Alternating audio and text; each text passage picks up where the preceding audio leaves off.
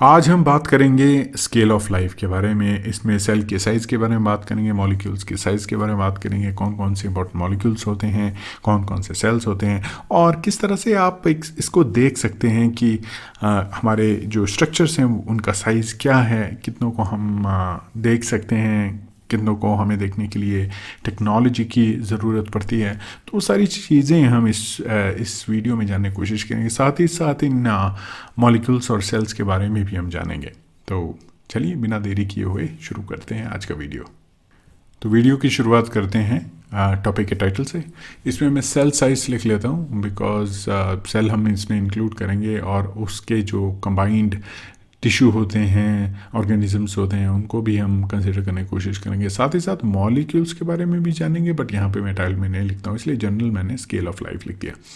अब scale of life के लिए हमें स्केल तो चाहिए। तो ये मान लीजिए हमारी जो लाइन है ये लेंथ रिप्रेजेंट कर रही है, साइज रिप्रेजेंट कर रही है। तो इसको मैं या लेंथ, ये स्केल ऑफ लाइफ हम इसको कह सकते हैं। इसमें हम नैनोमीटर की बात करेंगे, इसमें हम माइक्रोमीटर की बात करेंगे, इसमें हम मिलीमीटर की बात करेंगे। तो कौन कौन से पार्ट्स हैं हमारी बॉडी में, कौन कौन से सेल्स हैं जो इन रेंजेस में आते हैं। सबसे पहले हम बात करेंगे एटम की, फिर लिपिड्स की बात करेंगे। वो थोड़े से बड़े होते हैं because they are made up of various chemical compounds. उसके बाद वायरसेस के बारे में बात करेंगे, फिर माइटोकॉन्ड्रिया और बैक्टीरिया के बारे में बात करेंगे। और ये आप देखेंगे स्केल ये कम से ज़्यादा की तरफ बढ़ रहा है। एनिमल सेल्स आएगा उसके बाद, then we have plant cell, animal cell, human egg, frog egg की बात करेंगे, उनके साइजेस में भी डिफरेंस रहता है। आफ्टर दैट एडल्ट ह्यूमन, यानी हमारी अपनी बॉडी। तो सबसे बड़ा जो स्ट्रक्चर इसमें वो हमारी बॉडी रहेगी, सबसे छोटा जो है वो एटम की हम बात करेंगे। एटम और हमारी बॉडी के बारे में तो डिटेल में नहीं जाएंगे हम लोग, लेकिन दूसरी जो चीज़ें उनके फंक्शंस के बारे में डिस्कस करेंगे। अब एटम से अगर हम शुरुआत करेंगे अप्रॉक्सीमेटली 0.9 नैनोमीटर, यहाँ पे जो स्केल की बात हो रही है वो एक पर्टिकुलर जो उस करेक्टरिस्टिक है, इसमें हम एटम की बात करें तो अप्रॉक्सीमेटली 0.1 नैनोमीटर मैं इसको कहूँगा, लेकिन ये वेरी करेगा। हर एक ग्रुप में आपके पास डाइवर्सिफिकेशन होगी। लिपिड्स की हम बात करें तो अलग अलग तरह के लिपिड्स होते हैं, अनसैचुरेटेड, और अलग अलग लेंथ होती है इनकी।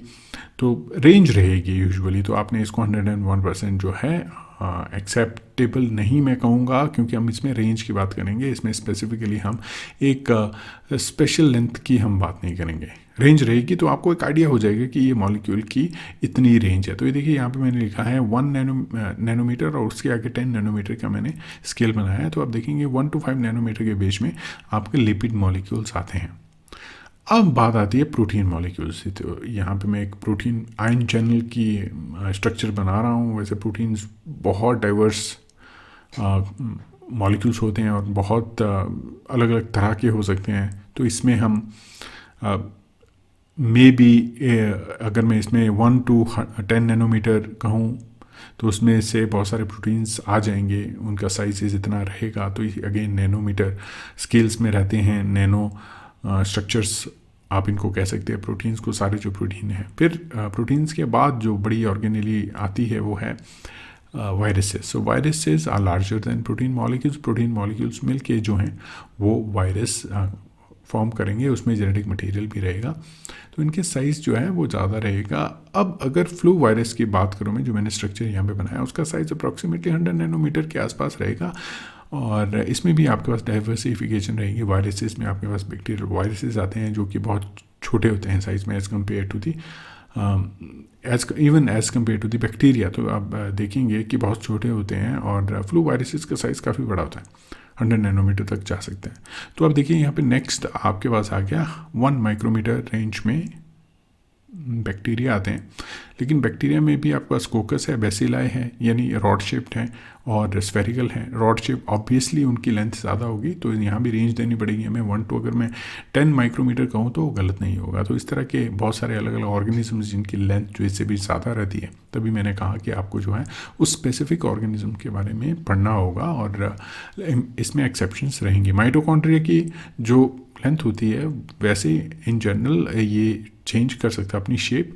इन जनरल हम इसको इसी कैटेगरी में डाल सकते हैं। 1 to 10 माइक्रोमीटर के केस में ये माइटोकॉन्ड्रिया इंक्लूड हो सकता है। तो आप देखिए बैक्टीरिया जो है वो माइटोकॉन्ड्रिया की ही श्रेणी में या उसकी क्लास में आ रहा है।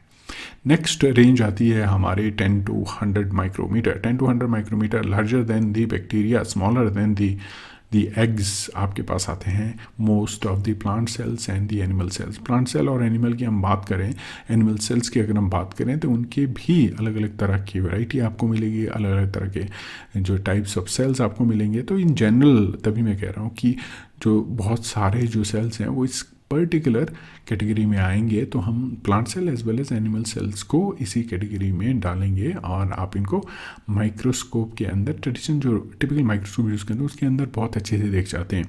बैक्टीरिया आपको उतनी अच्छी तरह से उनका शेप नहीं दिखता है, माइक्रोस्कोप आपका थोड़ा अच्छा हो तो आपको 40x 100x पे आपको देखना पड़ेगा। 40x पे भी कई बार आपको जो इनके स्ट्रक्चर्स दिख जाते हैं और आप डिफ्रेंशिएट कर सकते हैं 100 और 40x में ईजीली, और आपको स्ट्रक्चर्स विजिबल होंगे। नेक्स्ट आपके पास 1 मिलीमीटर की रेंज में आता है आपके पास फ्रॉग एग। तो फ्रॉग एग काफ़ी बड़ा होता है, और अगर ह्यूमन एग की बात करें तो उससे भी छोटा होगा, और इसको हम प्लांट सेल, एनिमल सेल्स और फ्रॉग एग के बीच में कहीं डाल सकते हैं। तो यहाँ पे मैं ह्यूमन एग को मेंशन कर देता हूँ। तो ये देखिए किस तरह से अलग अलग साइज़ रहता है। जब हम चिकन एग की बात करते हैं, चिकन एग का साइज़ काफ़ी बड़ा होता है, तो हम यहाँ पे 100 नैनोमीटर तक पहुँच गए। 100 नैनोमीटर से कम ही रहता है most of the chicken eggs का जो साइज़ है। तो यहाँ पे मैं एक सॉलिड लाइन मुझे लगता है कि मुझे लगानी चाहिए, क्योंकि इसके आगे जो है चीज़ें काफ़ी बड़ी हो गई हैं, लार्जर स्केल ऑफ लाइफ में इसको कहूँगा। तो अगर मैं यहाँ पे ये देखिए लाइन डाल देता हूँ, आई डोंट थिंक कि इसका जो है स्केल मैच हो रहा है, तो मुझे लग रहा है कि इसको डिलीट करके जो है नया जो है वो लाइन यहाँ से क्रिएट करूँ मैं, तो इसको हटा देता हूँ। नाउ यू विल सी, ये जो लाइन मैंने बनाई है उसके 100 नैनोमीटर पर आप ये समझ सकते हैं ये लाइन है, और यहाँ पे आपका चिकन एग आएगा, उसके लाइन के उस तरफ आपके पास एडल्ट ह्यूमन आएगा, जिसकी साइज़ जो अप्रॉक्सीमेटली 1 मीटर वेरी करेगी depending upon what is the size. तो आपको पता है कि 5 फुट 11 इंच 10 इंच जो है वो टिपिकल हाइट रहती है एडल्ट्स के केस में और एडल्ट मेल्स के केस में। लेकिन आपने देखा होगा लंबे भी लोग होते हैं, आपने देखा होगा छोटे भी होते हैं।